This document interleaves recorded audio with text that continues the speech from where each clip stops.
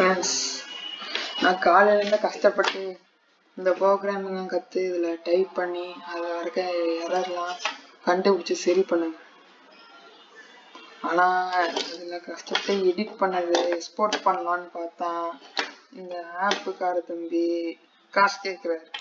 நேற்று first project வந்து இதெல்லாம் பண்ணால் காசு கேட்குற எக்ஸ்போர்ட் பண்ணுறதுக்கு. நான் இன்னைக்கு எக்ஸ்போர்ட் பண்ணுறதுக்கே காசு கேட்குறாரு. வேறு வழி தெரில. திரும்பி நான் ரெக்கார்ட் பண்ணிட்டு இருக்கேன். சரி வாங்க கண்டென்ட்குள்ள இருப்போம். Import pandas as pd. Pandas என்னும் பேக்கேஜை pdன்னு இம்போர்ட் பண்ணுறோம். ஏனோ வேரியபிள் கொடுத்து pd.read csv, அதாவது pd என்னும் பேக்கேஜில் read_csv மாடியூல் அக்சஸ் பண்ணுறோம். அக்சஸ் பண்ணி இந்த ஒரு ஃபைல் இருக்குது, அந்த ஃபைலை கொடுக்குறோம். அந்த ஃபைலோட அட்ரஸை இங்கே கொடுத்து வச்சுருக்கேன். ஃபைல் லொக்கேஷனை கொடுத்து வச்சுருக்கேன். சரி, அதை பிரிண்ட் பண்ணுறேன். பிரிண்ட் பண்ணால் இப்படி வந்துடுது. சரி, அடுத்தது import os b is equal to os.get cwd. cwdனா current working directory. directoryனா folder. current working folder with print b. இப்போ இன்னும் டிஸ்கில் யூசர்ஸ் இன்னும் ஃபோல்டரில் அந்த யூசர்ஸ் ஃபோல்டரில் இருக்க பாலாஜி ஃபோல்டரில் இருக்குது இந்த டைரக்டரி. அதோட கவனம் இருக்குது. நான் சொல்கிறேன், புரியறதுக்காக சொல்கிறேன். அடுத்தது c is equal to os.change directory. chdirனா change directory. இன்னும் மாற்றுறோம், இன்னொரு லொக்கேஷனுக்கும் மாற்றணும். சரி, அந்த லொக்கேஷன் என்னன்னா எப்பவும் டிஸ்கில் வந்து Aadi24 என்னும் ஃபோல்டர். சரி, இப்போ வந்து மாறிட்டா டைரக்டரி மாறிட்டான்னு டெஸ்ட் பண்ணுறதுக்கு os.get cwd current working directory அப்படின்னு அதை பிரிண்ட் பண்ணுறோம். நம்மளுக்கு வந்துட்டு வேல்யூ மாறிட்டு டைரக்டரி மாறிட்டு. எதுக்கு இப்போ மாற்றணும்னா ஒவ்வொரு வாட்டியும் ஃபுல்லாக அதில் டைப் பண்ண வந்து கடுப்பாக இருக்குது. அதுக்காக தான் இப்படி பண்ணுறோம்.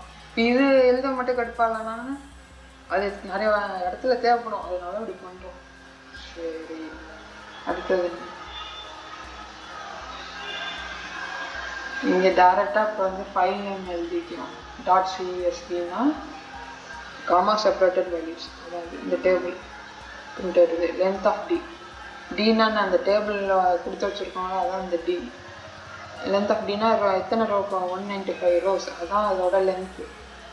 சரி, d.shape இந்த டேபிள் வந்து எந்த ஃபார்மில் இருக்குது? 195 ரோஸ் 5 காலம்ஸுங்கிற ஷேப்பில். ஃபார்ம் ஷேப்புங்கிறது நீங்கள் சொல்கிறது ஒரே அர்த்தம் தான். ஷேப்புன்னு சொல்கிறேன். அது 195 ரோஸுக்கு 5 காலம் இருக்குது. சரி, அடுத்தது d.8 d.headனா இப்போ ஹெட் இருக்குது, டெய்ல் இருக்குது. ஹெட்டுங்கிறது ஃபஸ்ட்டு, டெய்லுங்கிறது கடைசி. இந்த லாஜிக் இருக்குது. ஹெட்டுனா ஃபஸ்ட்டு 5 பிரிண்ட் பண்ணால், டெய்ல்னா கடைசி 5 பிரிண்ட் பண்ணணும். எப்படின்னா இந்த பேரந்தசிஸ் இருக்குல்ல, நீங்கள் ஒன்றும் எழுதலைன்னா சப்போஸ் நம்ம 10 கொடுத்தோன்னா ஃபஸ்ட்டு 10 வந்து பிரிண்ட் ஆகும். இப்போ வந்து நான் நேற்று கொடுத்ததுனால இங்கே ஒரு எரர் வரும். இன்னைக்கு புதுசாக இன்டர்பிரேட் பண்ணுறதுனால எரர் வரும். ஏன்னா தனித்தனி இந்த செல்லில் கொடுக்குறதுனால அது குழப்பம் ஆகிட்டு, அதனால எரர் வருது. நீங்கள் ஒரே செல்லில் கொடுத்தீங்கன்னா இந்த குழப்பம் வராது. ஜூபிட்டர் நோட் புக்கே என்னால் புரிஞ்சுக்க முடியல. சரி, அடுத்த டெய்ல்னா கடைசி 5. இந்த பேரந்தசிஸ்குள்ள 10 கொடுத்ததுனால கடைசி 10 வந்து பிரிண்ட் ஆகுது. எப்படி ப்ராக்கெட்டில் ஒன்றுமே கொடுக்காம 5 பிரிண்ட் ஆகுதுன்னா டிஃபால்ட் வேல்யூ. சரி, டிஃபால்ட் வேல்யூ 5, அதனால 5 பிரிண்ட் ஆகுது. சரி, அடுத்தது d.info. இன்ஃபோனா இன்ஃபர்மேஷன், இந்த டேபிளோட இன்ஃபர்மேஷன் கொடுக்குது. என்னது? பேண்டாஸ் கிளாஸ் pandas.code.frame. அதெல்லாம் ஒழுங்க காலத்தோட நேம்ஸை பாருங்க. காலத்தோட நேம் கொடுக்குது. அதில் எத்தனை நல் வேல்யூஸ் இருக்குன்னு அந்த இன்ஃபர்மேஷனை கொடுக்குது. இப்போ டேட்டா டைப் இன்ஃபர்மேஷன் கொடுக்குது. அப்போ டைப்ஸ் ஃப்ளோட் டைப் 2 இருக்குது, ஆப்ஜெக்ட் டைப் 3 இருக்குலாம் கொடுக்குது. ஃப்ளோட் 64னா ஃப்ளோட் 64 பைட்ஸ் அப்படின்னு அர்த்தம். மெமரி யூசேஜ் காட்டுது. 7.7 plus kilobyte.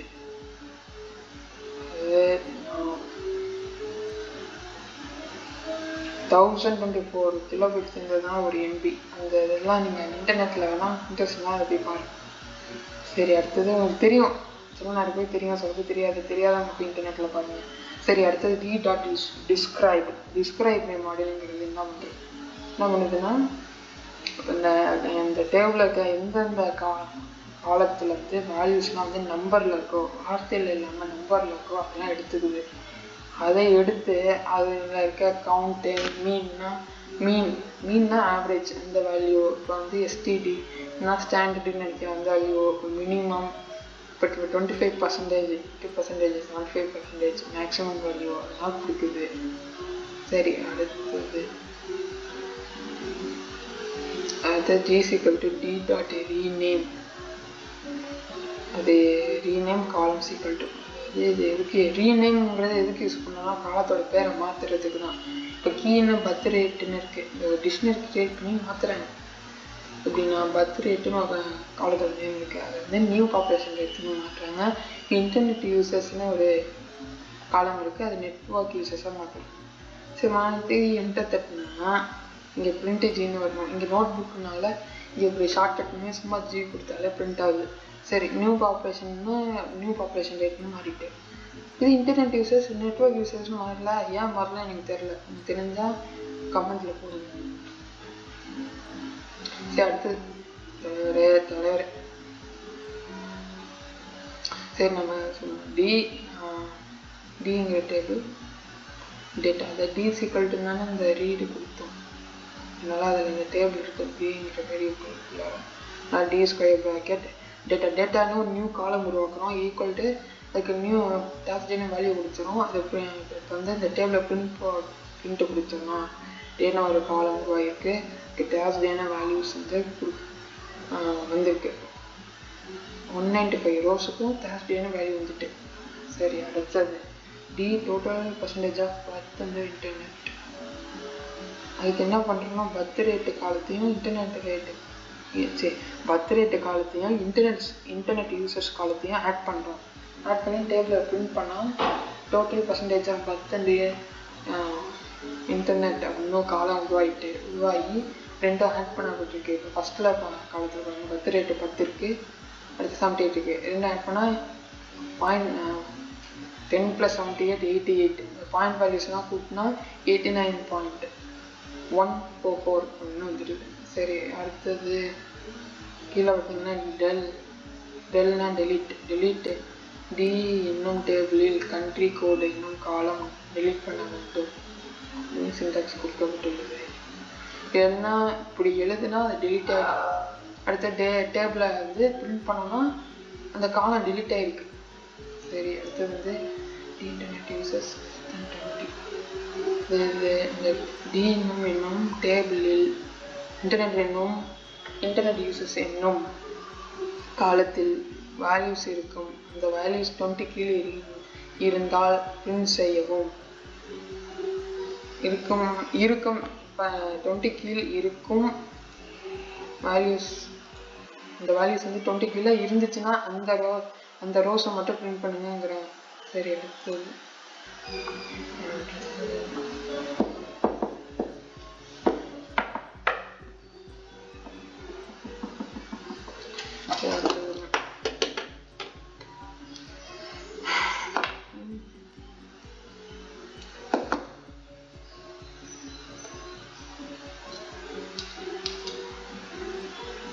வெறும் இந்த ஸ்கொயர் பிராக்கெட் அப்படி கொடுத்தோம்னா பூலியன் டைப்பில் நம்மளுக்கு ஆன்சர் வருது.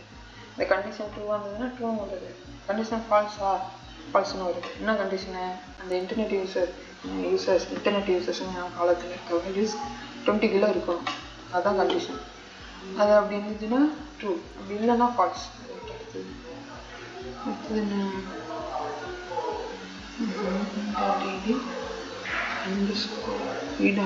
_CSV என்ன நடக்குது இங்கே? இப்போ குழப்பது என்னது போச்சு.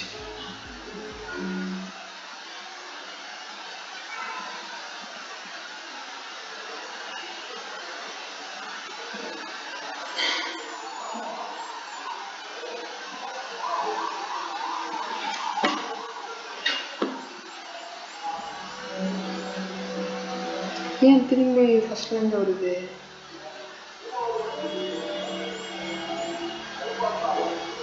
எனக்கு ஒன்றும் விளங்கலை. தயவு செஞ்சு இந்த இதை யூஸ் பண்ணாதீங்க. இந்த எடிட்டிங்க கஷ்டப்பட்டு எடிட் பண்ண இந்த நியூஸ் வருது. நினைக்கிறேன் பாலை வெளியே போய் பார்க்கணும்.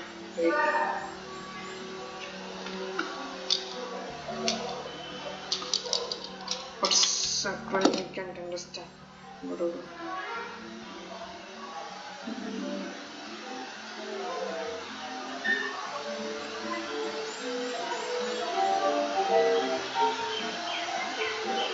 What the heck?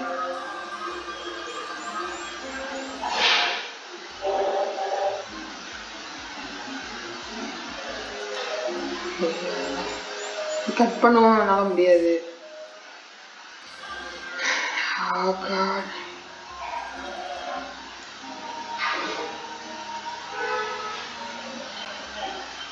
இங்க பார்த்துட்டு இருந்தோம். ஆமாம். என்னடா இங்கே நடக்குது? கொய்யா எனக்கு ரொம்ப குழப்பமா இருக்கு இந்த ஆட்டை. ஆமாம், இங்கே பூலியன் வேலையை பற்றி சொல்லிட்டு இருந்தோம். இப்போ நெக்ஸ்ட்டு பார்ட் 2ல் சரி பண்ணி ஏதோ பண்ணி உங்களுக்கு போடுறாங்க. வீடியோ ஒன்றே இருக்கும் நிச்சயமா பாருங்க.